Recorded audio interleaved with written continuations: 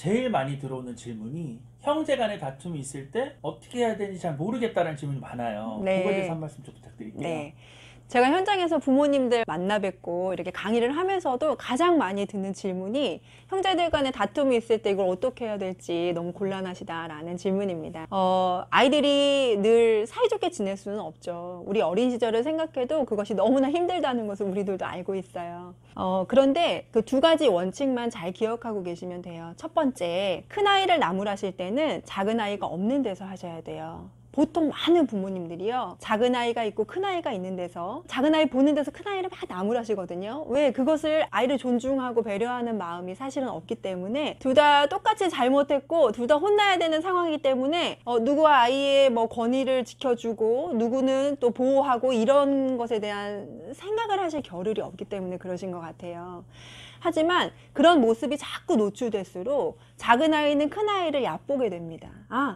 형도 맨날 저렇게 혼나네, 누나도 저렇게 맨날 혼나네, 언니도 그러네. 자그마한 잘못을 큰아이가 할 때 작은아이가 그래서 막 이르거나 언니도 나랑 똑같이 해야지 라는 이야기를 막 부모님들한테 하고 혼나게 만들려고 하는 그런 의도들이 또 보이거든요. 그래서 작은아이가 보는 앞에서는 큰아이를 절대로 혼내는 모습을 보이지 않으셔야 돼요. 그래야지 우리 아이의 권위가 살아있고, 그리고 형제 간의 서열 또한 잘 정리가 됩니다. 두 번째, 염두에 두셔야 되는 내용은 우리 아이들을 잘 조율하고 또 이야기를 들어주기 위해서 큰아이, 작은아이를 불러놓고 같이 이야기를 나누실 때 아이들이 보통 어떤 이야기를 하나요? 상대방이 잘못한 이야기를 막 해요. 예를 들어 동생이 형의 장난감을 뺏었어요. 그래서 형이 화가 나서 동생을 때렸어요. 그럼 아이들은 동생은 형의 장난감을 뺏은 이야기는 빼고 형이 나를 때렸다고만 이야기를 하고, 그러면 형은 자신이 동생을 때렸다는 이야기는 또 안 하고 동생이 내 장난감을 뺏었다는 이야기를 한단 말이에요. 서로 잘못에 대한 이야기를 계속 주고받다 보니까 아이들은 어때요? 내가 더 부모님한테 많이 혼날까봐 더 상대방의 잘못에 대해서 이야기합니다. 근데 그 말을 서로 당사자들이 그 앞에서 듣고 있단 말이에요. 감정이 좋아질 수가 없죠. 관계가 회복이 될 수 없어요. 가장 좋은 방법은 상대방의 잘못이 아닌 나의 잘못에 대해서 이야기하도록 하시는 겁니다.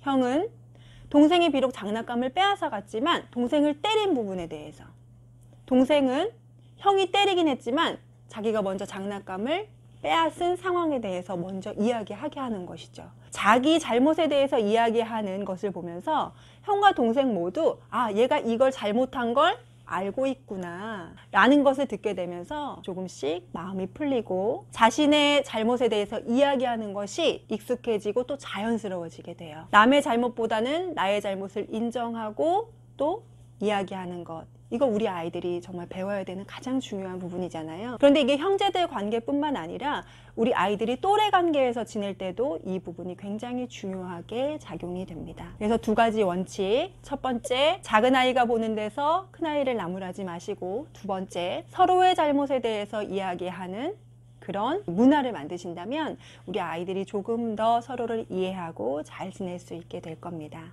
감사합니다. 네. 그러면 이거를 가지고 감정 카드로 이렇게 해결할 수 있는 방법은, 좀 쉽게 할 수 있는 방법은 없나요, 소장님? 서로 보는 앞에서 이렇게 할 수도 있겠죠. 동생이 장난감을 뺏었잖아요. 그때 다 같이 보는 앞에서 만약에 네가 형의 입장이라면 동생이 장난감을 뺏었을 때 어땠을 것 같아? 형의 마음이 돼보는 것, 형 또한 동생의 마음이 되어서 감정카드를 뽑아보면 우리가 그냥 피상적으로 생각하는 것과는 다르게 내가 저 입장에서는 저 사람이 정말 화가 났겠다. 내가 형의 입장이라면 형이 정말 화가 났겠네. 동생의 입장이었다면 동생이 정말 속상했겠다. 우리 이런 걸 느껴볼 수 있겠죠. 상대의 입장에서 생각해보고 또 이야기 나눠보고 공감하는 것. 우리가 형제간에 서로 소통하는데 꼭 필요한 것이 바로 이 공감 아닐까요? 네, 감사합니다.